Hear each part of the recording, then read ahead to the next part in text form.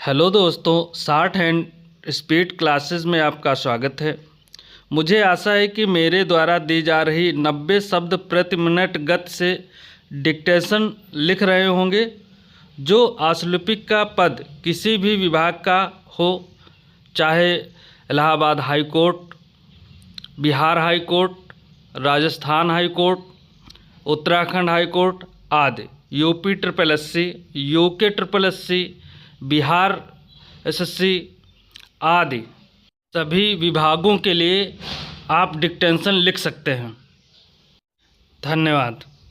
Ready start.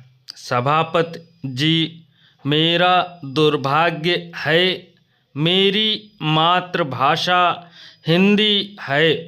अच्छा होता यदि मैं किसी अहिंदी प्रांत में पैदा हुआ होता, क्योंकि तब अगर हिंदी के पक्ष में कुछ कहता तो मेरी बात का ज़्यादा वज़न होता। हिंदी को अपनाने का निर्णय केवल हिंदी वालों ने ही नहीं किया। हिंदी की आवाज़ पहले अहिंदी प्रांतों से उठी। स्वामी दयानंद जी, महात्मा गांधी या बंगाल के नेता हिंदी भाषी नहीं थे। हिंदी हमारी स्वतंत्रता के आंदोलन का एक कार्यक्रम बनी और 15 सूत्री कार्यक्रम के अंतर्गत उसका समावेश किया गया। हमारे संविधान का जो पहला मसौदा बना, उसमें अंग्रेजी के लिए 5 वर्ष की अवधि देने का तय किया गया था। हिंदी अंकों को अंतर्राष्ट्रीय अंकों का रूप दिया गया। राष्ट्रभाषा की जगह हिंदी को राजभाषा कहा गया।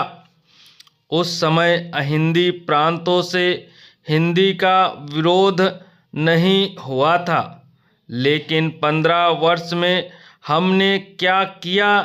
यदि 15 वर्ष में जैसा कि सभा ने निर्णय किया था और जैसा कि संविधान में लिखा गया था, हिंदी पढ़ाने की व्यवस्था होती तो फिर आज जो परिस्थिति पैदा हो गई है वह ना होती।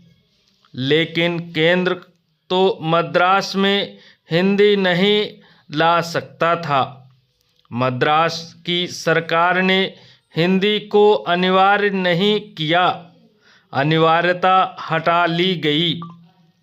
परीक्षाओं में पास होना भी अनिवार्य नहीं रहा और वहाँ हिंदी की पढ़ाई एक हास्य बनकर रह गई। हमारे दक्षिण के 2 सदस्य बोले। उनका कहना है कि वे हिंदी के विरुद्ध नहीं हैं। दक्षिण के लोग हिंदी पढ़ रहे हैं। मैं चाहता हूं कि वे ईमानदारी से काम लें। कितने लोग हिंदी पढ़ रहे हैं और कितने लोग अंग्रेजी पढ़ रहे हैं?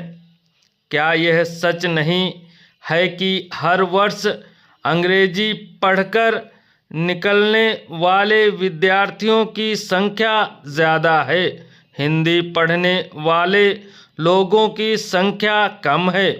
यह अनुपात हमेशा बना रहेगा। हम अपने को धोखे में ना रखें। मैं किसी भी अहिंदी प्रांत पर हिंदी लादने के विरुद्ध हूँ। मद्रास में जो कुछ हुआ है उसने हमें बड़ा व्यथित किया है।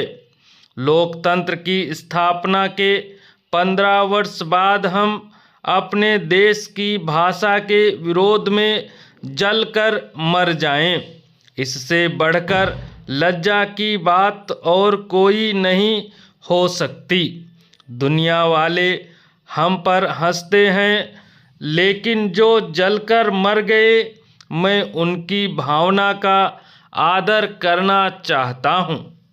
यह बात अलग है कि वे हिंदी के विरोध में मर गए।